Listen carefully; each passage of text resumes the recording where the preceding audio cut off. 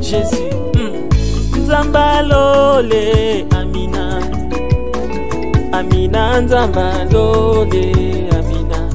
Tokili bilei, biso tokoti maombi. Tomesana na losambo. JDM TV News, la chaîne des Lumières. C'est votre chaîne. Abonnez-vous, abonnez-vous. Bonjour, bonsoir, ça dépend du lieu où vous nous suivez, mesdames, messieurs. Vous qui avez choisi JDM TV, votre chaîne chrétienne, la chaîne de lumière, pour vous informer. Nous disons pour l'occasion un grand merci à ces grands et glorieux Dieu, Jésus-Christ de Nazareth, pour le souffle de vie, pour la grâce qu'il nous a faite aujourd'hui de nous retrouver encore. Nous sommes dans ces plateaux de JDM TV avec le pasteur Grégoire Mbaya. Nous continuons avec le chiffre 7, c'est-à-dire cette église, 7 sceaux et 7 trompettes. Nous sommes dans le livre d'Apocalypse. Là, nous avons déjà commencé la fois dernière. On a fini avec le 7 églises. Aujourd'hui, nous entamons les 7 sceaux et les 7 trompettes. Il est là juste à ma gauche et sans plus tarder, nous nous passons la parole. Nous disons déjà bonjour, pasteur Grégoire. Bonjour. Bienvenue. Merci beaucoup, Tantine. Comment vous allez, pasteur? Nous nous portons bien, merci. Et vous? Bien par la grâce, le voyage, ça s'est bien passé? Oui, ça s'est bien passé. Ok, gloire à Dieu. Pasteur, nous continuons avec le chiffre 7. Vous avez fini avec votre exposé la fois dernière sur le 7 églises. Aujourd'hui, nous entamons avec le 7 sceaux et les 7 trompettes. Alors, nous voulons savoir, c'est quoi le 7 sceaux, pasteur? Oui, merci beaucoup. Les 7 sceaux, comme on avait déjà frôlé ça la fois passée, parce que, comme on l'avait dit, entre le 3e et le 6e chapitre, il y a ce qu'on appelle la salle du trône, là où nous avions vu la divinité, les 24 vieillards, les 4 êtres vivants, ainsi que tous les anges. Vous vous souviendrez que nous avons vu l'inquiétude de Jean de Patmos, qui, lorsqu'il avait été amené en vision à visiter la salle du trône, il verrait un rouleau de 7 sceaux, mais curieusement, il n'y avait personne pour ouvrir ces 7 sceaux-là. Alors il s'est demandé, mais comment connaître le contenu s'il n'y a personne? Et heureusement pour lui, on lui dira que non, non, l'agneau qui a été immolé est digne d'ouvrir les 7 sceaux. Et c'est comme ça que Christ lui-même va commencer à ouvrir les sceaux-là, l'un après l'autre. Et en parlant de 7 sceaux, nous voyons ici cet épisode de l'histoire du christianisme. Donc, lorsque vous lisez le livre d'Apocalypse et que vous voyez les 7 sceaux, directement pensez à ce qu'on appelle les épisodes de l'histoire du christianisme. Pasteur, alors, quelle est la différence entre le 7 lettres aux églises et le 7 sceaux? Oui. Par cette lettre aux églises, nous nous sommes dit que c'était les 7 messages, différents messages, qui ont été adressés aux petits troupeaux dispersés, c'est-à-dire au corps du Christ, selon les époques différentes. Donc, chaque époque, le corps de Christ ou son Église avait un message qui lui avait été destiné. Alors, ces messages étaient au nombre de 7, mais adressés à une seule Église, selon les époques. Donc, c'est ça les 7 églises, message, le contenu. Qu'est-ce que le Seigneur recommandait ou donnait comme exhortation à son peuple aux différentes époques? Là, on voit seulement les messages. Mais maintenant, avec les 7 sceaux, on voit l'histoire. C'est l'historique de l'Église de Dieu au cours des siècles. Donc l'histoire du christianisme. Cette Église, message adressé au peuple de Dieu, différents messages adressés au peuple de Dieu, et 7 sceaux, l'histoire du christianisme, depuis l'ascension de Christ jusqu'à son retour. Donc c'est ça la différence entre les 7 églises et puis les 7 sceaux. Alors, que devons-nous retenir réellement de ces 7 sceaux? Effectivement, ce qu'il faut retenir de ces 7 sceaux, c'est que, ou bien ce qu'on doit retenir de l'histoire du christianisme, c'est que Jésus lui-même a ouvert le premier sceau. Et quand il a ouvert le premier sceau, qu'est-ce qui en est sorti? On a vu un cheval blanc et sortir. Et celui qui montait ce cheval, le cavalier, c'était comme un guerrier, quelqu'un qui allait à la conquête pour conquérir. Et là, il faut comprendre que c'est Christ lui-même qui était en train de conduire son Église au 1er siècle. Christ et Christ seul était en train de conduire son Église. Vous voyez le cheval blanc, et la couleur blanche représente la pureté, c'est-à-dire que le message qui était dispensé dans l'Église de Dieu au 1er siècle était sans tache, 100% la vérité. Et le cavalier à la conquête, et il avait conquis. Vous allez voir que Christ avait conquis le monde au 1er siècle par le biais de ses serviteurs, les apôtres. Les apôtres ont évangélisé le monde connu à l'époque. Pourquoi? Parce que quand on parle du monde connu à l'époque, c'était le bassin de la Méditerranée. Et les apôtres, malgré les moyens de bord, ont amené l'évangile jusqu'aux confins du monde connu à cette époque-là. C'est ça le guerrier-là qui allait à la conquête avec sa lance. C'est ça que nous pouvons retenir avec le premier sceau blanc, pureté. Après le 1er siècle, c'est le 2e et le 3e siècle. Période qui correspond à l'église de Smyrne, à l'étape de Smyrne. Ici, quand Christ ouvre le sceau, maintenant, c'est un cheval rouge qui en sort. Et quand le cheval rouge sort, vous voyez déjà le changement de la coloration. Là, il y a déjà l'altération. Les choses sont en train déjà de se détruire au sein de l'Église. L'Église qui était sans tache, qui était pure, maintenant est souillée. À cause de la persécution, l'Église commence à saigner. C'est comme ça la couleur blanche est en train de se déplacer.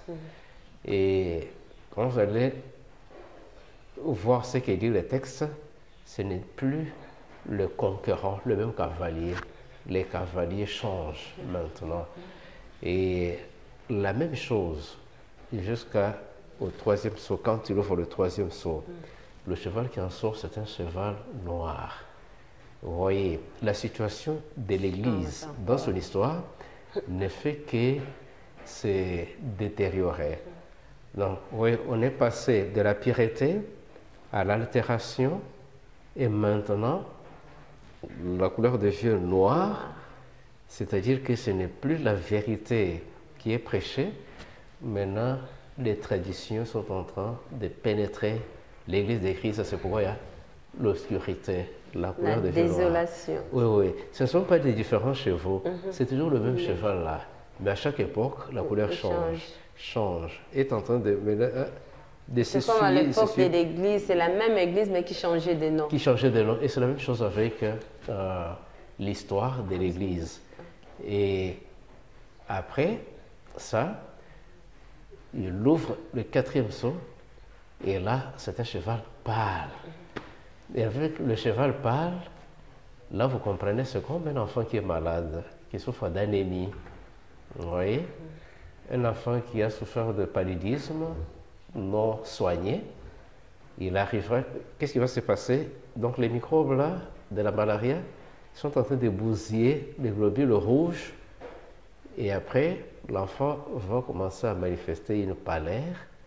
Et si on n'intervient pas vite avec la transfusion, on risque de perdre l'enfant. Donc, avec le 4e sceau, l'Église est devenue pâle, elle est devenue cadavérique. Donc, si Dieu n'intervenait pas, en tout cas, on n'allait plus entendre parler de l'Église. Ça, c'est le 4e sceau.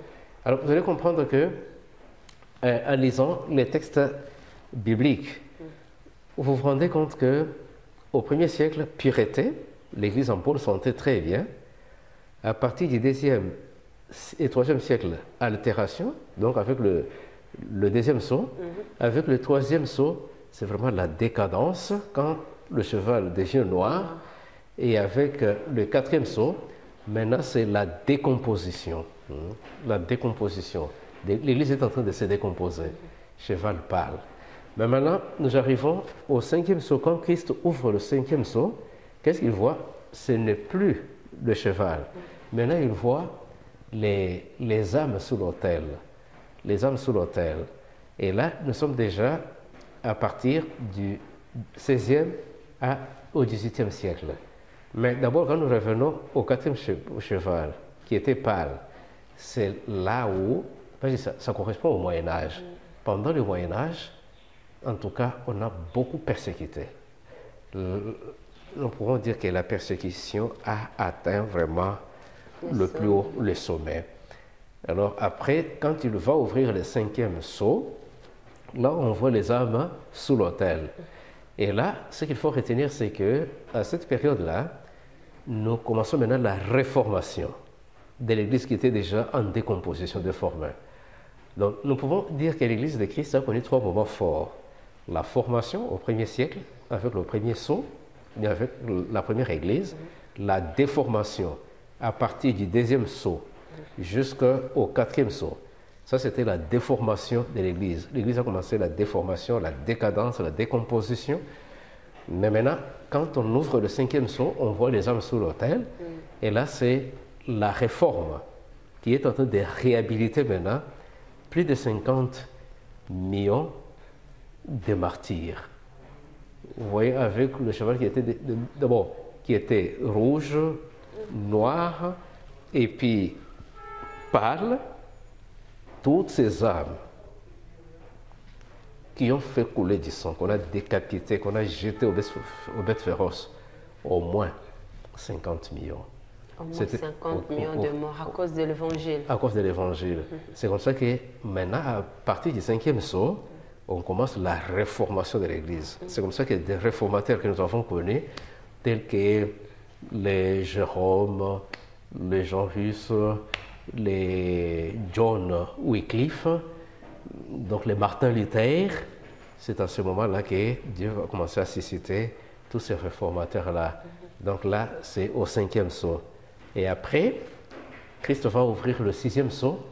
Et là, qu'est-ce qu'on trouve de spécial? Ce sont des signes pour annoncer le temps de la fin. Donc, quand vous êtes en train de lire en Apocalypse, on est en train de parler du 6e sceau. Vous voyez directement les signes des temps. Les signes des temps. Voilà. Donc le 6e sceau, avec Matthieu 24, Marc 13, et puis Luc 21, là on est en train de parler, de présenter les signes du temps de la fin. C'est la même chose avec le 6e sceau. Donc ici, non seulement on nous présente les signes du temps de la fin, mais on nous présente aussi les signes précurseurs de la fin. Est-ce que vous pouvez nous expliquer le D, s'il y a du temps? Oui, oui. Lorsqu'on parle des signes précurseurs du temps de la fin, c'est-à-dire là, on n'est pas encore arrivé au temps même. Donc c'est l'inauguration, on peut dire l'inauguration du temps de la fin. Alors, en parlant des signes précurseurs, on voit par exemple les manifestations dans les cieux. Et quand je vous parle de manifestations dans les cieux, on voit par exemple la pluie des météorites ou bien la chute des étoiles. On a connu ça, surtout aux États-Unis, une nuit où il y a eu vraiment une pluie de météores. Donc les étoiles sont tombées en cascade. On a vu les étoiles comme ça? Waouh, il y a une pluie. Même aujourd'hui, ça continue à tomber, mais pas de cette ampleur-là. Okay. Vous voyez par exemple la nuit, quand il n'y a pas du courant, vous pouvez voir une étoile quitter sa place initiale et Oui. Ce qu'on appelle supernova ou étoile filante. Oui. Voilà. Mais parce que les étoiles vieillissent, hein. Quand vous regardez le ciel, la nuit là, le ciel étoilé, vous allez voir qu'il y a plusieurs catégories d'étoiles par rapport à la coloration. Il y en a qui ont une couleur rougeâtre. Là, ce sont des vieilles étoiles. Ok.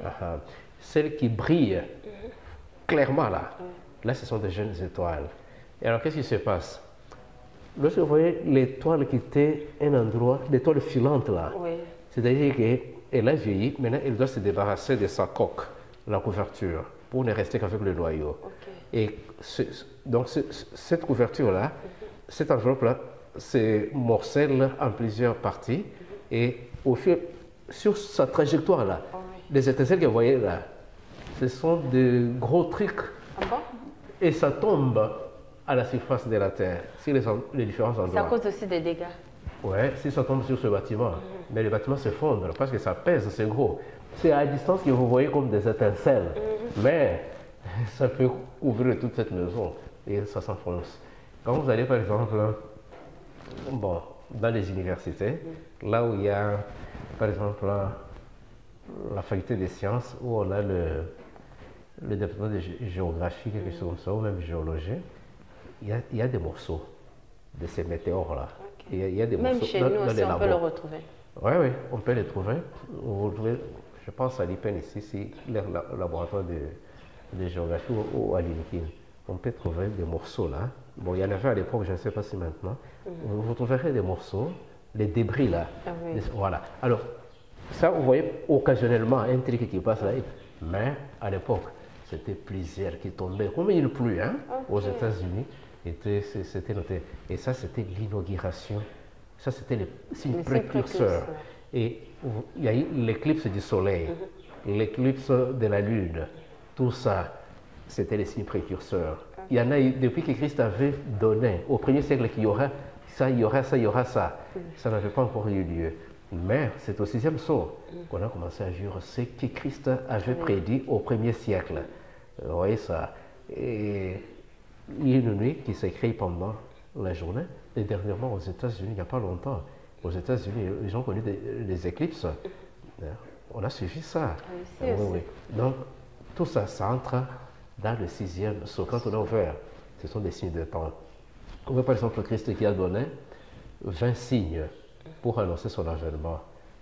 Rappelons-nous, lorsque il a pleuré sur Jérusalem et il a prédit la destruction du temple de Jérusalem.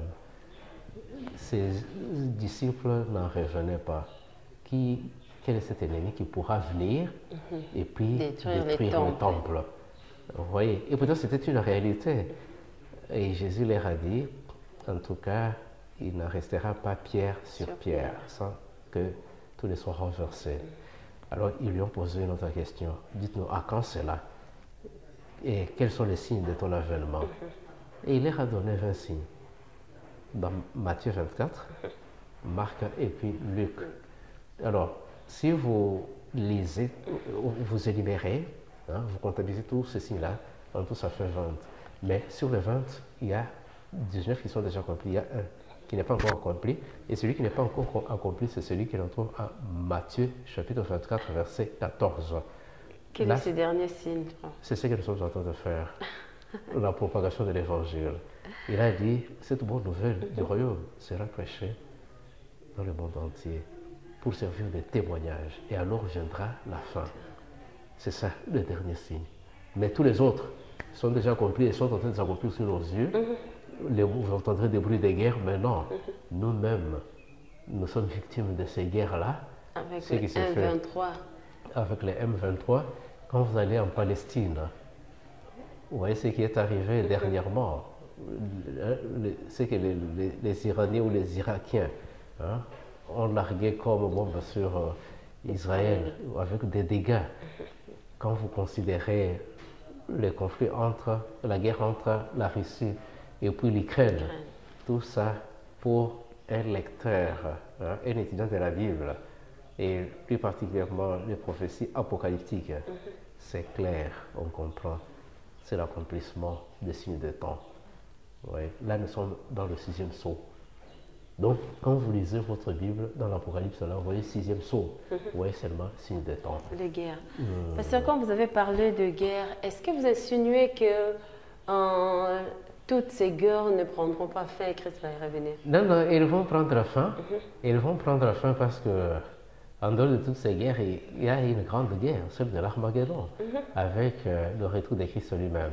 Vous voyez, ce n'est pas la première fois que nous connaissons la guerre au Congo. On a connu plusieurs guerres, ils se sont terminées.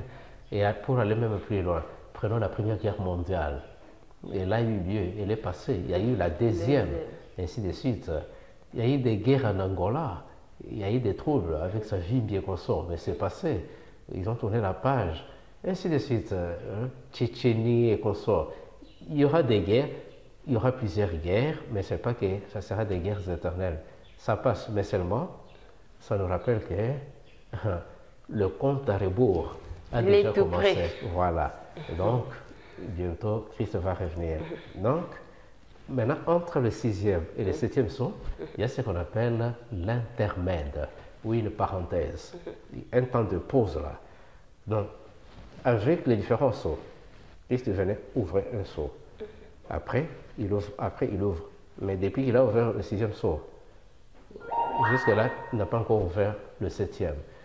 Maintenant, entre le 6e et le 7e sceau, il y a ce qu'on appelle l'intermède. C'est quoi l'intermède et quel est son apport ou soit le pourquoi de son existence? Oui, oui, c'est-à-dire, Christ envoie les anges aux 4 coins de la terre qui vont arrêter le vent. Et par vent, entendons les violences, les guerres. Les anges arrêtent ça pour permettre aux messagers, comme il y a des signes de temps qui montrent que nous sommes arrivés au temps de la fin.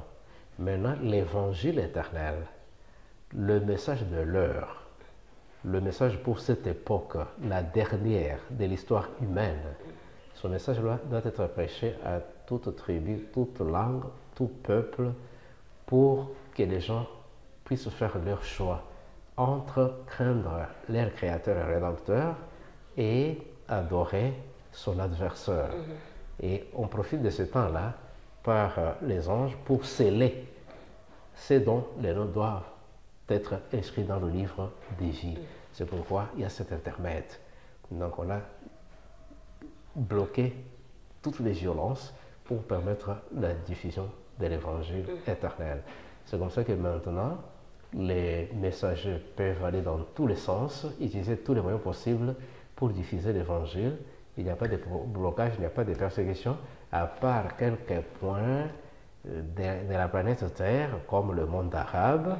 Mais même le monde arabe, on peut contourner cette difficulté-là avec l'envoi des ondes. Donc les gens peuvent écouter sur cet évangile éternel à travers la radio, à travers la télévision, à travers l'Internet, parce que là, c'est sans frontières. Physiquement, on ne peut pas aller là-bas, ou bien ceux qui sont là, ils le font en cache-cache, mais au péril de leur âme, parce que le jour où on va les surprendre, ils seront décapités, ils seront tout ça. Mais au moins, pour le moment, on peut prêcher l'évangile. C'est pourquoi ces gens-là sont retenus.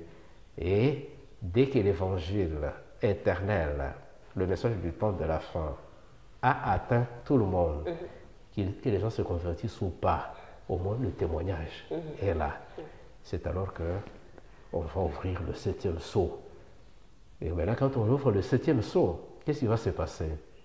Pasteur, pardon. Oui. Avant d'en parler, une question m'est venue par rapport aux plus de 50 millions d'âmes qui sont sur l'autel. Alors, ces âmes-là font quoi? Ah, tout simplement, hein? C'est une représentation tout simplement. Et vous voyez, sur l'autel, on sacrifie à Dieu les agneaux. Et là, c'était la préfiguration de l'agneau de Dieu qui devait venir pour ôter les péchés du monde, donc le Christ. Mais vous voyez, ici, nous sommes déjà au 19e siècle. Bon, 18e siècle. Prenons même avec le deuxième, troisième, quatrième saut, là où il y a eu le cheval qui a pris la couleur rouge, noir et puis pâle. Et nous avons dit que c'est suite à la persécution, le sang qui coulait des sangs, des martyrs. Alors, au lieu, comme Christ lui-même était déjà venu, prenait besoin qu'on puisse encore sacrifier. Mais maintenant, ici, on sacrifie des êtres humains. Ouais, c'est ça les âmes sous l'autel. C'est-à-dire la persécution des croyants. Cette persécution-là, quand on les livre au bûcher, comme on l'avait fait avec Jérôme, avec Jean-Russe, non, c'est ça. Ce sont des âmes, des êtres humains qu'on est en train de sacrifier, de brûler vifs. Voilà. Dans Genèse, quand Caïn a tué Abel, Dieu a dit, le sang de ton frère crie jusque vers moi. Est-ce que ce sang de martyr aussi crie? Ouais, ce sang-là crie vengeance. Ah, ok, C'est pourquoi dans l'Apocalypse, on dit, reposez-vous, le temps vient. Parce que vous voyez, tout est chronométré. C'est pourquoi on parle du plan de la rédemption, le plan du salut. C'est-à-dire, Dieu a fait un plan. Il y aura ça, il y aura ça, il y aura ça, il y aura ça. Vous voyez, par exemple, quand on va dans le livre de Daniel, le chapitre 8, verset 14, 2300 soirs et matin, puis le sanctuaire sera purifié. Non, ce ne sera pas chaque jour qu'on sera en train de purifier le sanctuaire. Donc, il y aura une date bien donnée où on commence la purification du sanctuaire et jusqu'à un moment donné. Tout est. Et pour commencer cette purification-là, pour purifier le sanctuaire céleste, ça ne sera plus avec le sang des agneaux, des animaux, comme ça se faisait dans les sanctuaires terrestres. C'est pourquoi, lorsque Christ a été crucifié, le voile qui séparait le lieu saint du lieu très saint était déchiré. Pour dire que maintenant, on a mis la croix sur le sanctuaire terrestre, qui était l'image, qui était l'ombre de la réalité qui était dans le ciel. Et comme Christ lui-même est monté, a fait son ascension jusqu'au ciel, il est entré maintenant dans le véritable sanctuaire, qui n'a pas été fait de main d'homme. Voilà. Et là, ce n'est pas avec le sang des boucs, des agneaux, mais avec son propre sang. Vous voyez ça? Il est entré là-bas. Alors, donc, l'intermède, c'était une parenthèse où l'évangile devait être prêché pour que tout le monde, pour servir de témoignage. Et dès que tout le monde a fait son choix, maintenant, le temps des grâces peut prendre fin. C'est comme ça que la fin du temps des grâces coïncide avec l'ouverture du 7e sceau. Et quand on ouvre le 7e sceau, maintenant,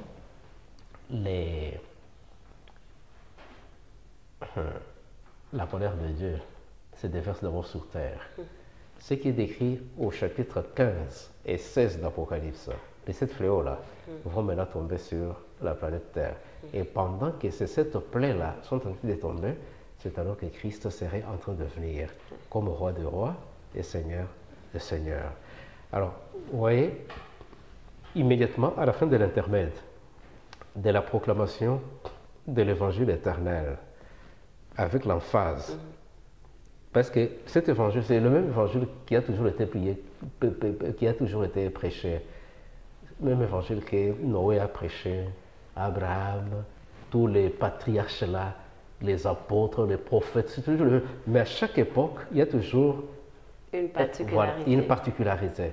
Maintenant, parce que nous sommes arrivés à la fin de l'histoire de l'humanité, il y a aussi une emphase. C'est pourquoi dans le message on dit craignez Dieu, donnez-lui gloire. Vous voyez ça? Car l'heure de son jugement est venue. Le jugement, cependant, ce temps de la fin.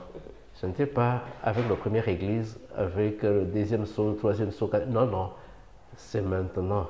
Le jugement, c'est avec le 6e saut. Donc, à ce temps de la fin.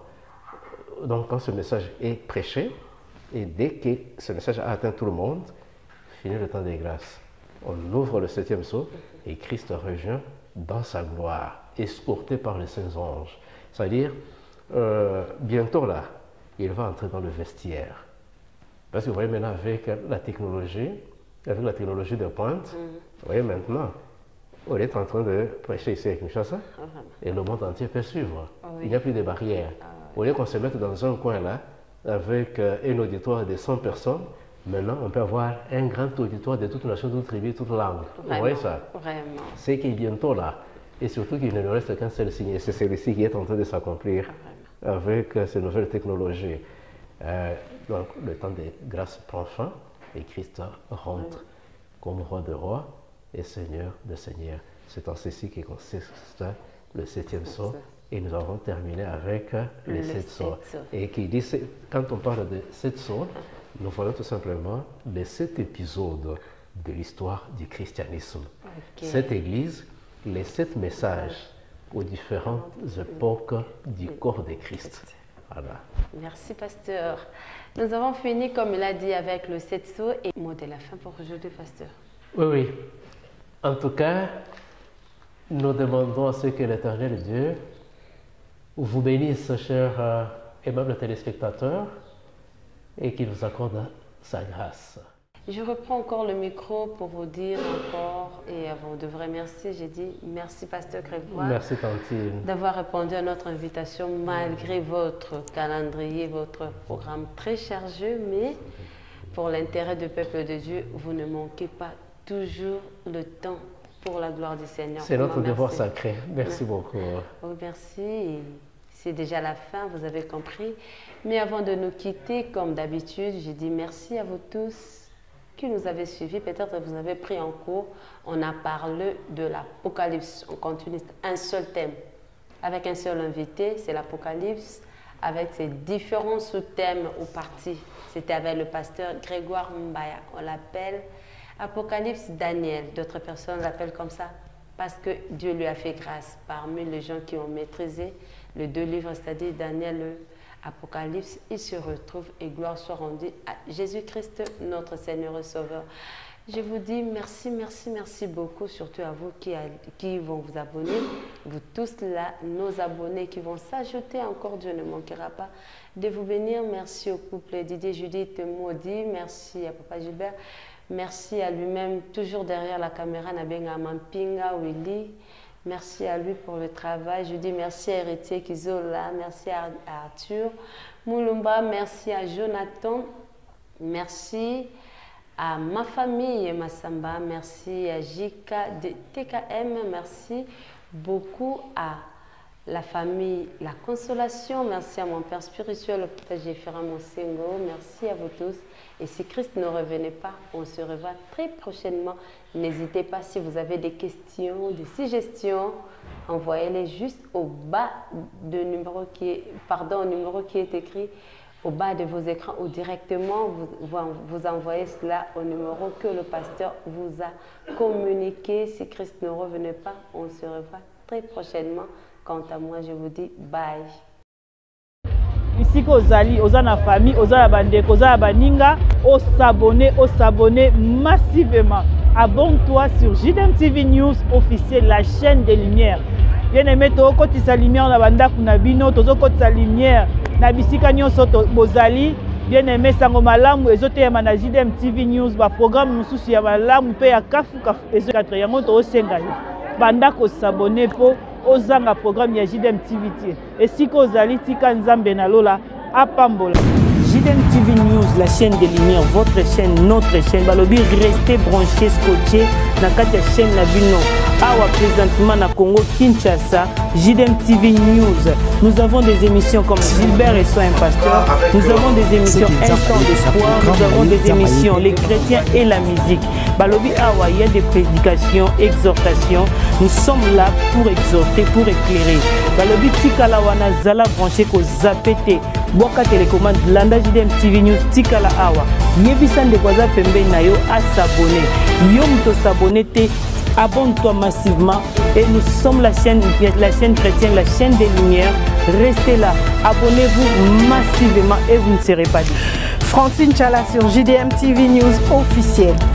Fidèles téléspectateurs de JDM TV News, abonnez-vous massivement sur votre chaîne et vous ne serez jamais déçus. Car la Bible dit, le ténèbre ne régneront pas toujours sur la lumière. Et JDM TV, c'est un canal pour apporter de la lumière et pour l'édification du corps du Christ. Donc abonnez-vous massivement, appelle ton voisin, ta voisine et abonne-toi car ici il y a de meilleures choses à venir. Et bien sûr nous recevons pour vous des pasteurs, des serviteurs de Dieu et nous recevons aussi de chantres.